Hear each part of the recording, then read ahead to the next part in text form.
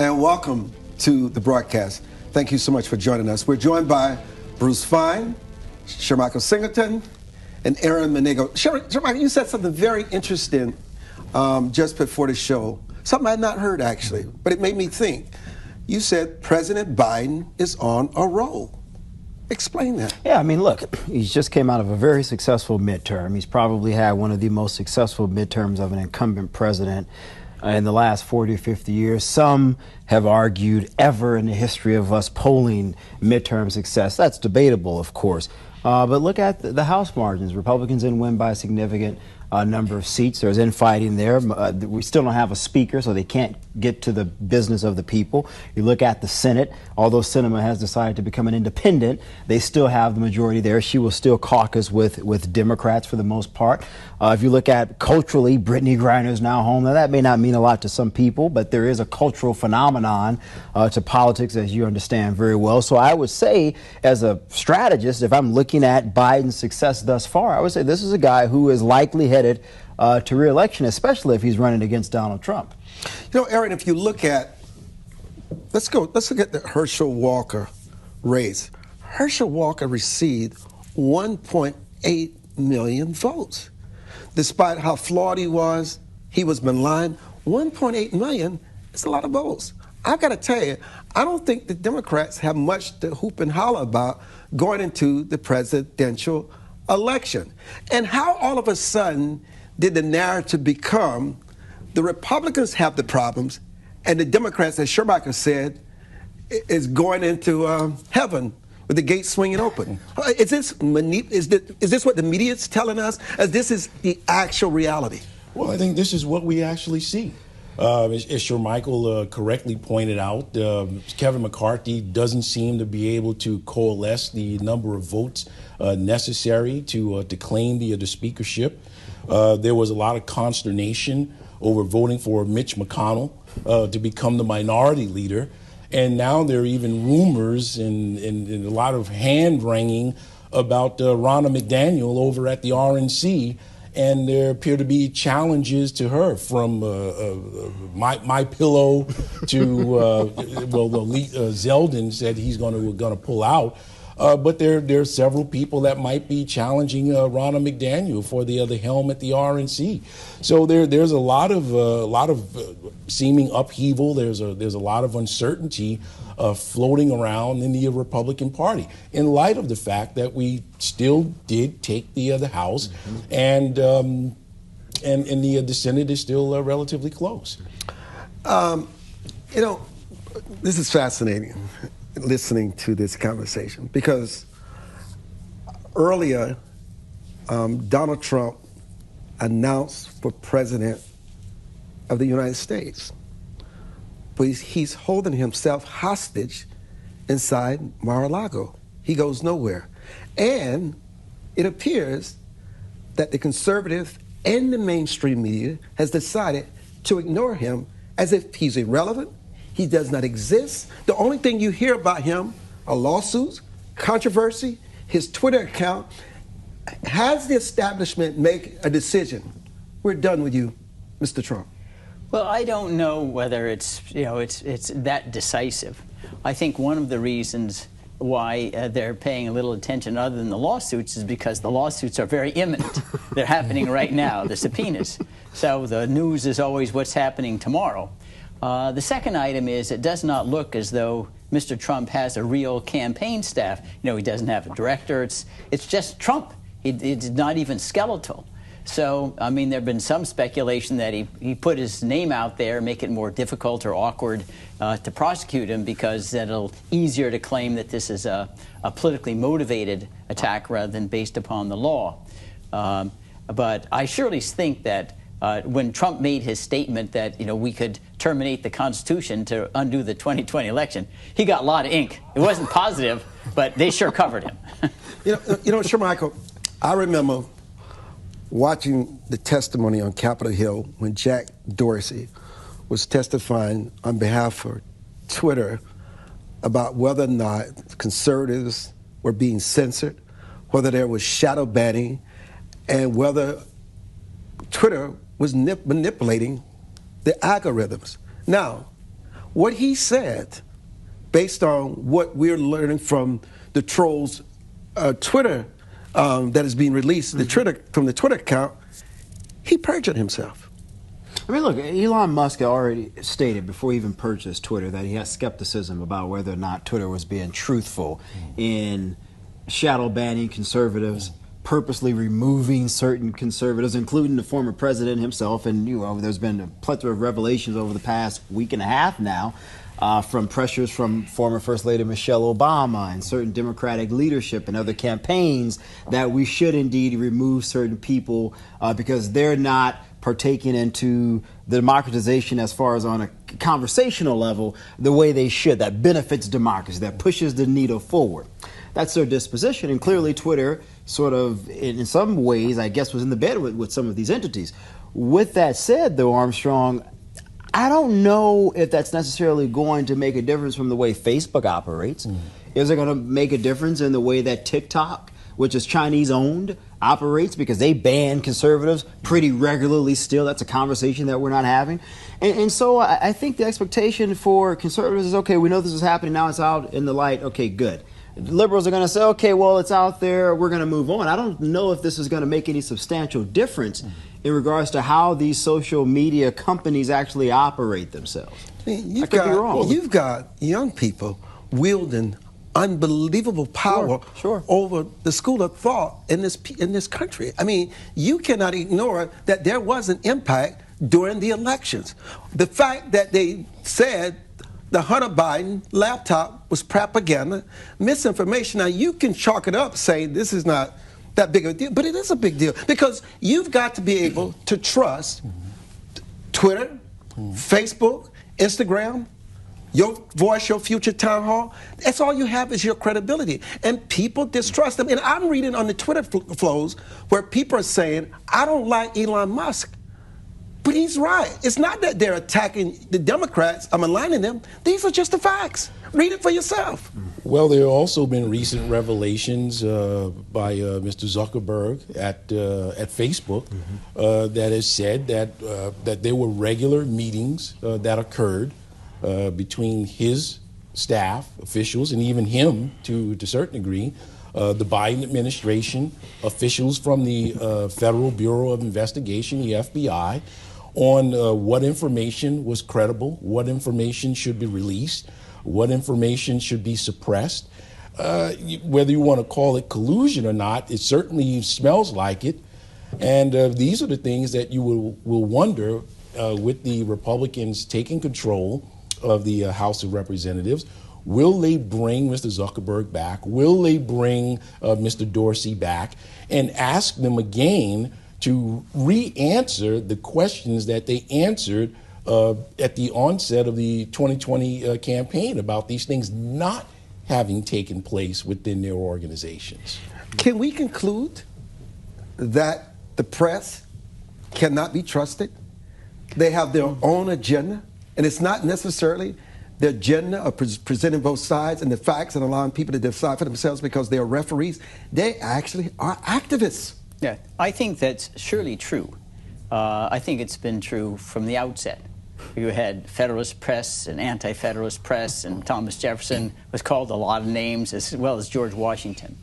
Moreover, it's really advertised. If you look carefully at the fine print of the Twitter terms of service, it specifically says that we have the right to remove you from Twitter if we investigate facts that we have decided are false and are damaging, right?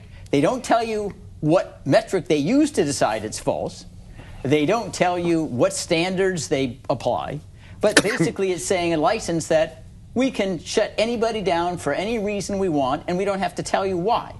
So then why would you have such a provision in the terms of service unless you wanted to censor things that you didn't like?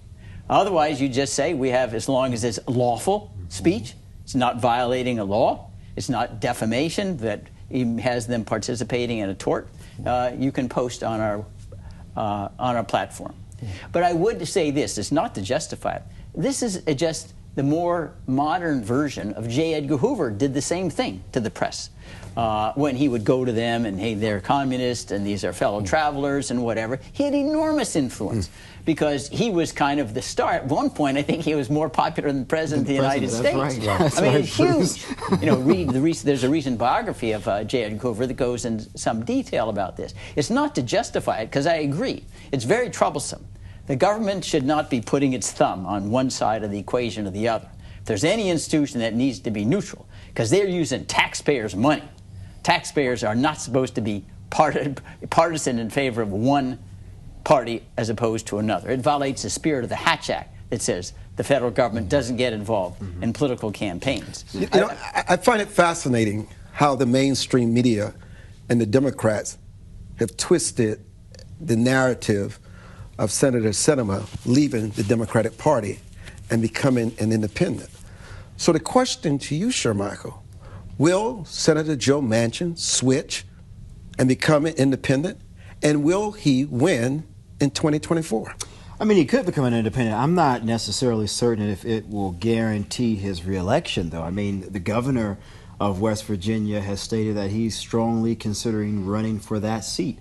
He is a very, very popular individual in the state of West Virginia. Now, granted, Joe Manchin has sort of centered himself as being an independent thinker. He doesn't necessarily always vote in the direction of his party. But what does that mean locally for a conservative Republican governor that a plethora of the voters actually like? And so they may say, yeah, Joe Manchin, we like you here and there, but we would rather have someone who's a Republican who will caucus with Republicans and be a reliable Republican vote than a Joe Manchin who is sometimes with the Democrats, sometimes he's with the Republicans. And so I do think that there should be some concern for Joe Manchin. With that said, just like Sinema becoming an independent, Joe Manchin, whether he's an independent here or there, just like John McCain was in spirit, still caucuses with the Democrats. So effectively, he is still a Democrat who they can't always get to kowtow the Democratic line. And again, I think, Armstrong, you look at this in terms of a Senate race, a popular Republican governor in West Virginia with about 88% approval, I believe, last time I checked, running against Joe Manchin, who is popular but certainly not close to 90%. I think he has a real concern on his hand. Why is there such a problem with Kevin McCarthy getting the votes necessary to become Speaker of the House?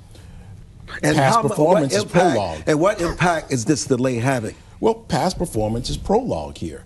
Kevin McCarthy has not held himself publicly to do well. There are always a lot of questions, whether it be gaffes that he makes when speaking in public, or not being the type of person that carries that certain je ne sais quoi, that certain thing when he walks into the room that you look for in the people who are leading you. And so those are the type of questions that are mounting now. And with the somewhat, some would say, lackluster performance that the Republicans had in this midterm election, all rises to the point of saying, we don't know if you're the man for the job. When we come back, the African Leadership Summit is in town. Many heads of state are here from the diaspora. We're going to talk about that later in the show. But up next, Elon Musk believes Dr. Anthony Fauci should be prosecuted. What do you think? We'll be back.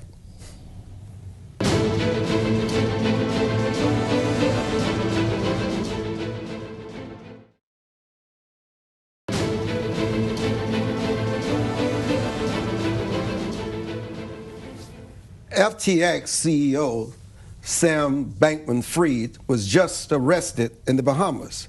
This comes after the United States made a formal request that there were charges to indict him and return him to the United States. He was just arrested by Bahamian officials. Bruce, what does this mean?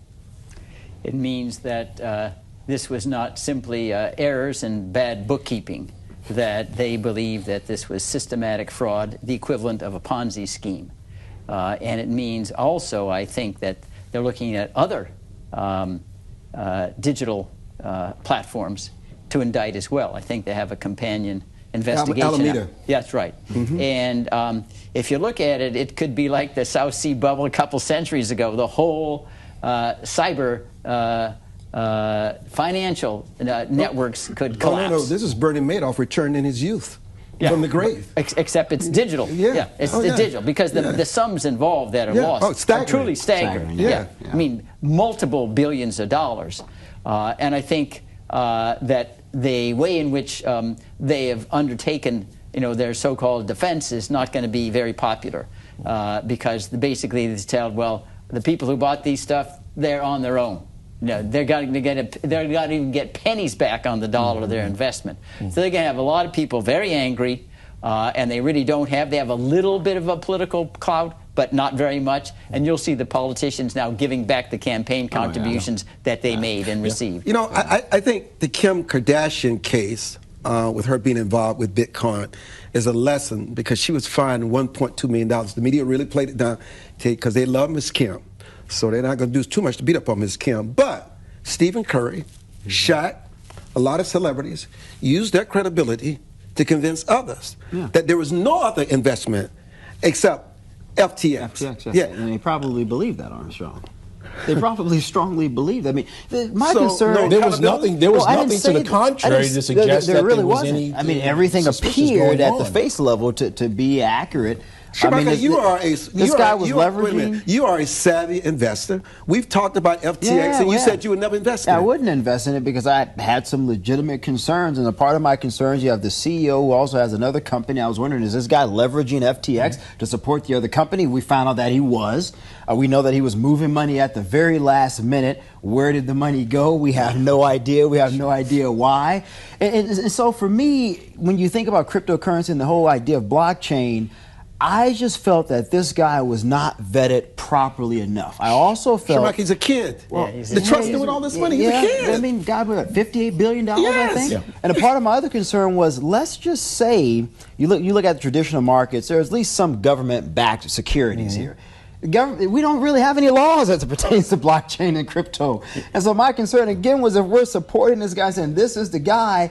If this market tanks, as we have seen... The media had a love affair with them. But also some politicians. This guy gave a lot of money to Democrats, about almost $100 million. And there were some Republicans. But there were some Republicans with the Democrats. The vast majority. So my concern, Armstrong, was if this were to crumble, as we saw with many of the various cryptocurrencies out there that sort of came and went, even Elon Musk propped some of them up, people could lose a lot of money, and there is nothing backing the securities of this. What happens if this falls? You lose all your money. And so for me, I said, I'm okay. I'm not willing to put any risk in this. Yeah, but that's why many said that this could have been set up all along as the Trojan horse with no guardrails, with no oversight, to give the government the justification that it needed to come in and then put those guardrails in place as it released, I believe, a few days just before Thanksgiving, and Aaron, when they released the Fed released their digital-backed currency. And Aaron, guess what? That's right. The SEC chairman was privately advising him how to get around the loopholes of the law. Exactly. The SEC chairman. I know. It is utterly ridiculous. That's unbelievable. But I'll tell you, there won't need to be any regulation because this goes down. It's what you said, Shermichael. No one's going to invest anyway. So there's going to be no market to regulate, right? Because the risk is going to be way too prohibitive. I mean, that's what I always thought about these cryptocurrencies. What is it? No government backs it. You're just hoping that the mental attitude will accept that. That's all it is. As he was being hauled off in the Bahamas, I can see him yelling from the plane, "I was just a patsy. I was just a patsy." Did they drag his parents too? Were they dragged with him? I mean, but even China has their own nationwide backed crypto. To your point, what the SEC just recently did. So clearly, I think our government recognizes this is the future, but the government wants to be the one to back that future and control it. Exactly. And so I think, to the point that Aaron just said, I think that's where we're going after this FTX. So cryptocurrency isn't going anywhere. But the government will be the one to regulate and ultimately run it. Right. I tell you, it may not be going anywhere, but I'm certainly not putting my money in it. Another point. There is a bill circulating in Congress. You may be shocked when we share this with you. And the bill says that members of Congress cannot benefit from insider trading. They must be held to the same laws as every other American. Did you know that members of Congress can benefit off stock tips, relationships with people that give them inside information, and they cannot be prosecuted? Think about this. Are they the monarchy? Are they emperors? What are they now? Are they above the law? Well, that's what members come oftentimes to, maybe indirectly, they come here to get rich. Okay, they serve a little bit, go to K Street and do the same thing. So they get their money in different ways. But they have totally double standards for themselves and others. And of course, and the stock transactions are exactly what you're pointing to. If I had my way, I'd say if you are a government official, you can either have no investments in securities or it's got to be in a blind trust, period. No trading. There's no reason why. You're here to have one oath is loyalty to the Constitution of the United States and the American people. If you have a distraction, leave. We want people, the issues are hard enough when you're focused on it. And when you got financial distractions that would lead you astray in making a judgment, then get out of your office and let somebody else come in who doesn't have a financial conflict of interest. But is there any surprise that many members come in poor, wanting, destitute, and before their second term of office, rich, they are multimillionaires? Is there any surprise? They come in trying to rent a basement studio apartment, and the next thing you know, they have a suite on top of the Ritz. No, they own the suite on top of the Ritz. Yeah. Oh yeah, but this is what we've become. Listen. I think the real question for Americans now. Did the recent elections actually tell us what our values really are? What did we learn about ourselves? It seems if you're LGBTQ, you're at the front of the line. This is the way it is. If you're transgender, you own the line. Biden had a drag queen at the sign of the day. Of the match. He had a drag queen. And they didn't try to not show it. Drag queen. Are these our values? Is this what the American people are voting on? Are many of us out of touch? Armstrong, I don't think so. And I think that if you were to ask most voters, even voters of color, they would probably venture to say no. I don't think that people would discriminate against any group of people, but I think they would say this does not represent the majority of the values that we hold as Americans. And I think when you look at places like Florida, with Ron DeSantis, and you look at the focus group data from people of color, Hispanic, African American, who do vote Democrat, 90% for African Americans, around 70 to 80 for Hispanics, most of them will say this does not represent my cultural values. And so I think that there's a certain segment of the Democratic Party, or people who may consider themselves to be progressive, who are pushing this forward, but I absolutely don't think it's representative of the majority of Americans. The Supreme Court today decided to accept another lawsuit against Biden's student loan forgiveness program. This time from students who said they don't qualify and it's unfair to us. Yeah. What do you read into this? I think that the Supreme Court wants to avoid an issue of standing, because the first case they got was less on the merits and had the states really suffered some kind of injury. So they took the second one because they wanted a clear shot at addressing the constitutionality of the president's decision without any technical, as a lay person would view, technical reason to dismiss the suit. And that's why they took this, because in my judgment, if you read the relevant statutory language, it provides for a president to be exercising authority in cases of war or other national emergencies. Well, you would consider then a other national emergency be almost like war. Now, whatever else you can say about student debt, there's no way in the world that you can liken the student debt problem with war. It's an absurd expansion of the natural language of the act.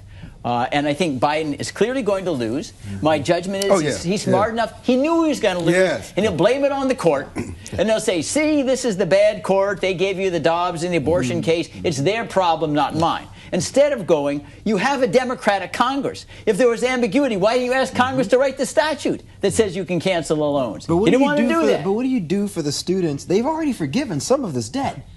So for those who had debt forgiven and everybody else who's waiting in line, well, what do they say? We're going to now all of a sudden put the money back into the accounts that you owe, and you got to continue. What do you do with that? Well, he's going to continue to push it through. And Bruce, to your point, he's using extenuating circumstances from that act, utilizing COVID That's as right, the yeah. cover for this. So it's not war, but it's the extenuating circumstance of a health catastrophe that came in and crippled our economic viability, therefore leaving these students and other individuals with the inability to pay back these loans. Therefore, the government has to step in as a safety net. Now, you mentioned COVID, which brings us to Dr. Fauci.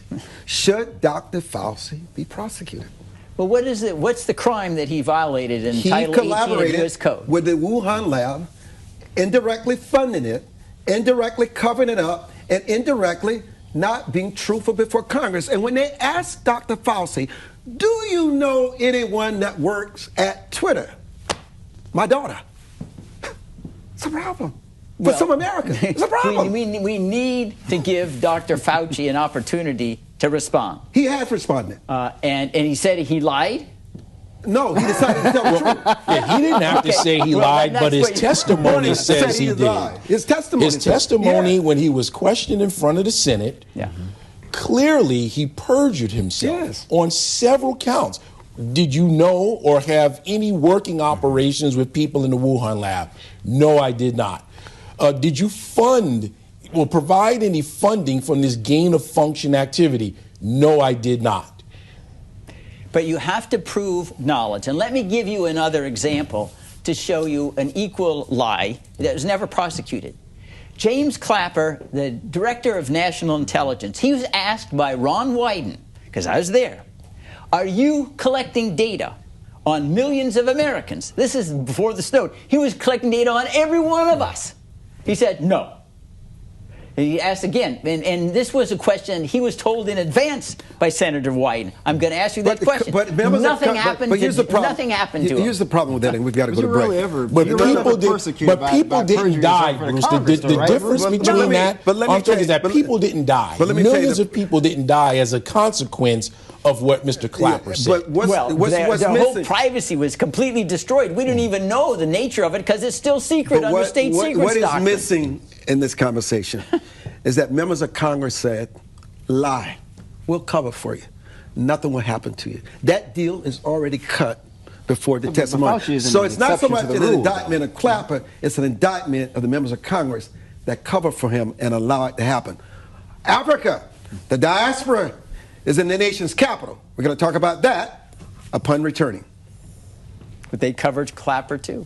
Yeah, they did. Yeah, they did. That's what they do. Yeah, that's what they do. Fauci isn't the exception to the rule. I didn't say.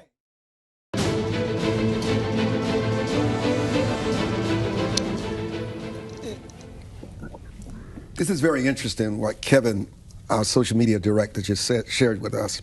First Gen Z congressman-elect said he was denied a D.C. apartment over bad credit. The congressman-elect, to become the first member of Generation Z to serve in Congress, said Thursday his rental application for an apartment in Washington, D.C. was denied because of his really bad credit. Now, here's the kicker. Just applied to an apartment in D.C. where I told the guy, my credit is really bad, man. He said, you're going to be fine. You're going to be fine. Just got denied and lost his application fee.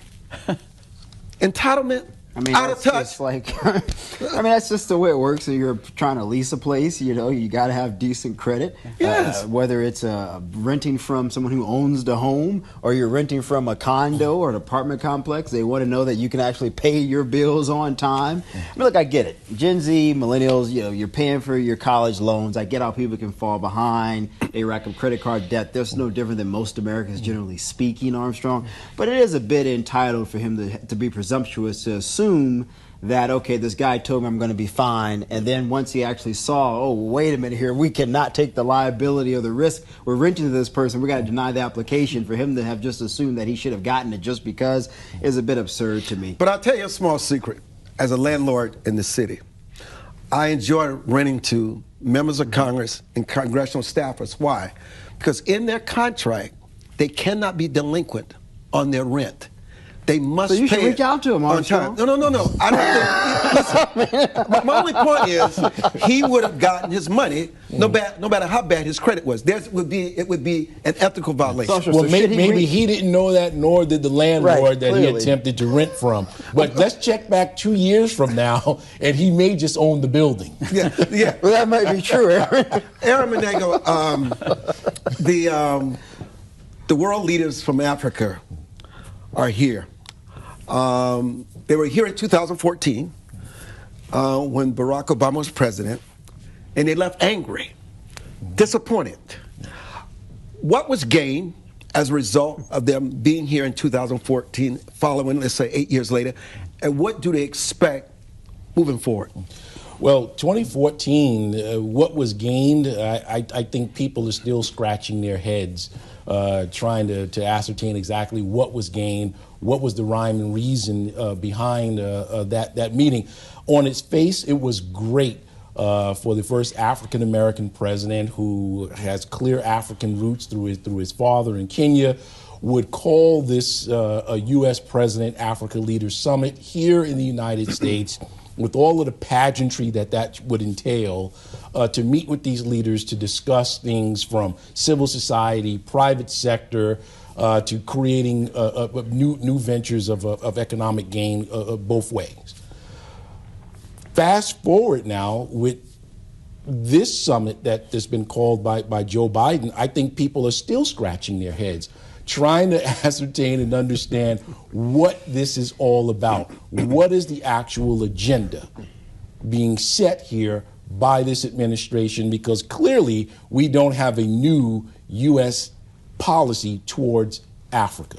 You know, what is interesting is what the White House stipulated that the agenda would be. It would only talk about Africa, not about China, and not about Russia. But how can you have a conversation when you don't talk about how China is looting, stealing, robbing, colonializing, disrespecting all their members, arming people in Rwanda to fight the people in the Republic of Congo? There are so many wars and so many conflicts going on in Africa. It's like World War III is going on, but nobody reports it. It's undercover. Why? It's underreported. Why? No, it is totally insane. It's like having a discussion of Hamlet without the Prince of Denmark, okay? Wait a minute. China's everywhere. If you're in Africa, you can't miss it, you know? They buy up everything, man. They buy up everything. And just pretend that it's not there? I mean, there's the elephant in the living room staring at you and say, well, let's pretend it's not there.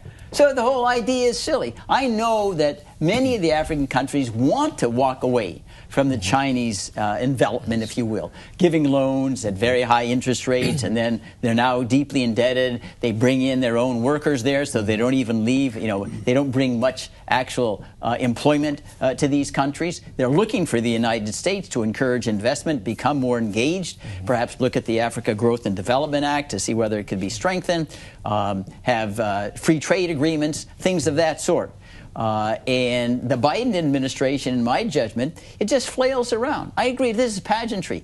It's without any kind of theme. It reminds me a little bit about a year ago, Biden had a democracy summit. Nobody even knows what it was for. Okay, you got an invitation. Well, what happened? Nothing. All it was optics. And okay, well, we're concerned, and now we have an event for the next couple days, and he's on TV. But I think this shows the intellectual bankruptcy of the Biden administration. We see regularly coups every 3 weeks now in West Africa, Burkina Faso, in Mali, in Guinea, in Senegal. All this is happening, and the administration, you know, even in places where there's clearly a coup, like in Tunisia or Egypt, they say it wasn't a coup because we still want to give the money to the tyrant there. You know? And those things got to change. If we're trying to encourage a flowering of democracy, they have to be serious about holding countries accountable if they clearly jump into a military coup or tyrannical rule. And as far as we're concerned, no, it doesn't really matter. We can sell you weapons, and as long as you get along with Israel, do whatever else you want. That's not a policy. And I do think that it's an insult to Africa, and I believe that the African leaders after the summit will go away very, very disappointed. I think that the leadership that's going to happen is going to have to come from Congress, and they may well, because they're more exercised about the the Chinese takeover of Africa than the executive branch. You know what's interesting? An unknown fact about Victor Bout that was traded for Brittany Griner. He was the biggest arms dealer in Africa, arming them. When many of these sovereigns heard that they were releasing, I think the Merchant of Death is overblown. But he has done more to devastate the continent of Africa, and no regard for their input, whether or not that trade should be made, and at what price? Which is why the administration is saying you cannot ask about Russia, you cannot ask about China. And it is unfortunate, because I think from an economic perspective, there's a huge amount of opportunity, as you two gentlemen know very well, in Africa for American investors, for American enterprise there. I would also venture to say, Aaron, that militarily it gives us great opportunity and proximity to a lot of parts of the world that we need to be at. I mean, Bruce, you always cites this quote where I think it's whatever African military legion is in Germany and not in a country on the continent. Which AFRICOM. Right, AFRICOM, which just does not make any sense to me. It's equivalent of having NATO in Lagos, Nigeria. Elsewhere, right. It doesn't make sense. I think the United States should get serious about this. Clearly, the Chinese recognize the potential opportunity. I think the U.S. should lead that charge. There is an incredible opportunity for us to help figure out ways to make Africa more democratized across the continent. I think many of the civilians and natives there are looking for freedom. I think they're looking for opportunity. And would not having the United States there to lead the charge also would encourage growth, economic opportunity. And I think the U.S. loves capitalism more than any other country, I would argue. Why not see the real long-term development in Africa and lead it? If we don't step in and forthrightly engage with Africa, we are absolutely going to lose the second part of the 21st century. Because this is now, we had the technological age. This next phase is going to be the fight for natural resources, hard commodities, soft commodities, and there's no place in the world with more of an abundance of both hard and soft commodities than Africa. We have to create a new policy towards Africa, one that really puts a framework in place that says we're going to create two-way marketing, we're going to have a bilateral or regional agreements with these countries, and we're going to start truly treating these African nations and speaking with them as true sovereign nations. But I think to that point, Aaron, just like Nixon did with the Chinese in the 60s, I think we need now with some of these African countries. When you look at the age of nanotechnology, where we're going with chips, where all the cars are going to be electric in the next 10 to 15, where do you get the minerals for this stuff? Africa. Africa, Armstrong. So why not, to Aaron's point, have the type of policy, trade, or whatever the case may be, regional if you want to do it that way, where we're saying we're investing long-term in unilateral relationships and partnerships with various countries across the continent. I'll tell you this last point. When you look at the precipitous rise of the Chinese economy over the past 10, 15 years, growing by leaps and bounds, you can almost mark it to the date when they made their real formal encroachment into Africa. Being able to back their currency, which was in flux, and no one had any confidence in their dollar. No one had confidence in it until they started being able to back it with gold and silver. That's when the Chinese economy took off. And now when you look at Russia and the BRICS nations making moves towards that end to move the world off the petrodollar, Russia's saying that it's going to back its oil and other purchases with gold. China doing the same thing, India playing into that. There's a serious question here. Here's what I like to put on the table as we go into the break. Former President Trump would call Africa a poop hole. I won't use the exact language he used, but you get it. with the exception of Nigeria, it's the only place really on the continent that has a judiciary, rules of law, judges, courts. Most of Africa has no infrastructure. I would put South Africa in that line. I'm going to have you respond to it. I'm just setting this up. Cyril Ramaphosa may lose this week to the former wife of President Zuma. She may become the first woman president in South Africa. All the leaves, all the tea leaves are leaning that way. But still, no infrastructure. They steal like the Chinese.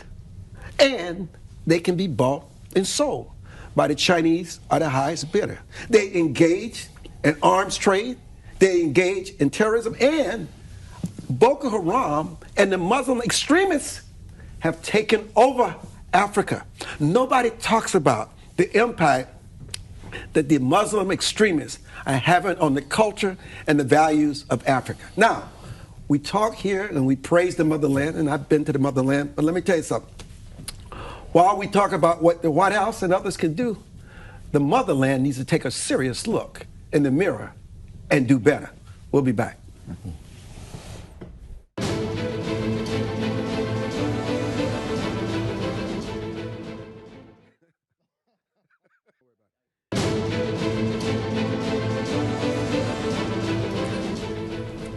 You know, as I was thinking about the motherland, or the corrupt land, I was thinking about Keith Richburg, who was once a star reporter for the Washington Post. And he went over to write a book about the motherland. And he concluded that I never thought in a million years I would write this. I am so thankful that my ancestors came here in slavery. So I now have to live in the kind of corruption, the chaos, the lack of infrastructure on the continent of Africa. Yes, that's exactly what he did right. And he spent many years covering Africa, Somalia, with all the upheavals and the civil wars that continue as this very day. I mean, Somalia's been a non-country for like 30 years. Unfortunately, it's not unique on that score. Ethiopia, all these other countries. And I think you are right, Armstrong, in saying they need to look in the mirror. There's one thing that you find common amongst all the African countries, is that there's no separation of powers. In every single country, it's the executive branch and nothing else even matters. They're all wallpaper there. And so the temptation to rape the country is overwhelming because there's no accountability. The judges rubber stamp whatever the government does. The parliament is all on the payroll. There's no oversight. And the media is almost non-existent. Yeah, the media, there's no independent media. You pay reporters, you know, and then they'll write a story for you. And that's something that they have voluntarily embraced. They can all rewrite their constitutions. I've tried to get some of them to rewrite constitutions without success. But they've all resisted it because, as you point out, the gains from the status quo is so great. The money that's involved here, the monopolies you get, are so great that they resist any kind of change. And the result is the mass of people are suffering horribly. And that's why you find these rotating governments, you know, time in and time out. Okay, you're here for a year, and then you're gone, and then somebody new comes in. But until you have independent institutions that check each other, I don't see any way forward. It's going to run in a treadmill, the same corrupt system that we've witnessed for many decades. I mean, I don't foresee that changing again unless you have a country like the United States with a prolonged vested interest. I mean, we would have to send State Department officials over. We'd have to send political scientists over. You would probably have to have, Aaron, a military presence there. And I mean, I'm talking, Armstrong, maybe a several decades long strategy in some of these countries to really get it to turn around. And even then, you probably couldn't just leave. You'd I mean, look at what happened when we went to Afghanistan. I mean, we had somewhat of a quasi-government while our presence was there, and the moment we left, it returned back to the normal chaos. And so I think we'd have to have that type of long-term willingness to commit to some of those countries if we're going to have the regional partnerships you were mentioning earlier, Aaron, in order to see success. Otherwise, I don't think it'll ever happen. The level of dysfunction, it's to the advantage of several people that are there taking advantage, several countries that are there taking advantage, raping the continent of its natural resources. Do they want to see a United States of Africa? That's the question that you have to ask yourself. I would answer no. You don't. They don't want to see a United States of Africa, because then they would have to be held accountable for the actions that are currently taking place there. Give us a sterling example of a democracy, an economy, an infrastructure, a way of life that thrives on the continent. What is the model? Wow. Well, I think you would have to make a quilt in order to create a model. You take a little piece of Ghana, wait a minute. So we got a little piece of South Africa, a little piece of what's happening now in Rwanda. I don't think there's any one country that's demonstrating a clear model, leading it towards becoming a more developed status nation. But I think there's a hodgepodge of examples that can be used to get a picture of what can be, what is possible. And there are some countries there that are behaving as good actors. There are some that are behaving as good. Mozambique is behaving I would say as a good actor. Rwanda is now acting as a good actor, and for good or for bad, what we think about the South Africa, certainly they've a stabilized force there on the continent. Ghana, also a very stable, a burgeoning and growing democracy there in Ghana. So I think you've had peaceful transitions of power now in Liberia. Sierra Leone has also experienced peaceful transitions of power. So you're starting to see more and more of these countries moving towards a more democratic framework in how it operates. You know, I want to bring this up in the closing of the show. Deion Sanders is one of my favorite Cowboys, and he went to Jackson State and put historical black colleges on the map, even though my alma mater beat them pretty bad in the MEAC championship, South Carolina State. Still, he is a hero, a role model, a goal model of what one can become. All of a sudden, he's going to Colorado to make $5 million a year, and there's anger. They're maligning him. Yeah. There's resentment. Are we not about the American dream? Are we not about success and progress? What am I missing? Armstrong, I don't know what you're missing, but I mean, some people are saying, you know, he should have stayed and he should have helped uplift HBCUs and HBCU college programs. And my argument against that has always been, as an alum of a historically black college, what are the alum doing, Aaron? Yeah. Like it's our responsibility as alum to give back to our former alma maters so that they can have thriving programs. Not one singular person who happens to be a well-known figure, because at some point he may get a better offer. And when he leaves, then what are we doing to make sure that the institutions thrive? Isn't he leaving? He is leaving. But the reality is, and I'll say this really quickly, Armstrong, when you compare giving from PWIs and their alum to HBCUs, most of the alum at HBCUs rarely give, Aaron. They rarely give. And you have some very successful black people that have graduated from historically black colleges and universities, and they rarely give. But yet when you look at the alum from PWIs, some of them will will half of their net worths to the institutions, and we will not do the same. I'll tell you this, the athletic director from Colorado said in open, we actually don't have the money yet to pay Deion Sanders the $5 million per year. But I know when we go to our alumni and boosters, they are going to cough up the necessary resources in order to land this type of high profile. Exactly what I just said. Let me ask you this. This is only black people are relegated to this kind of ignorance and nonsense.